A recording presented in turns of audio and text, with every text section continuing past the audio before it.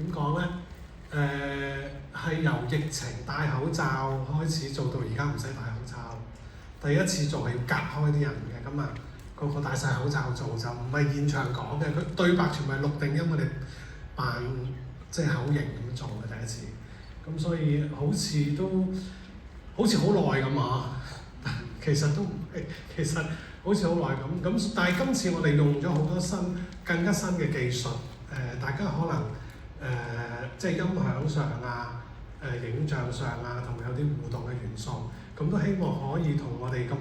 優秀嘅演員可以有一個更好嘅化學作用啦嚇。但係另外都呢個戲裏邊，另外都仲有一個好重要嘅，大家好多手畫嘅，全部都係就手畫嘅，就係黎大大榮，所以我都俾啲掌聲黎大大榮。當然我哋有今次有用到啲 AI 啦，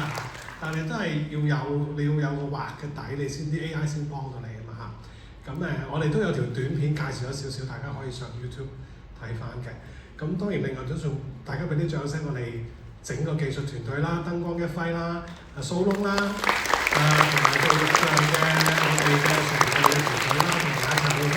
即係幫手做成個音響音樂上面嘅設計嘅。咁就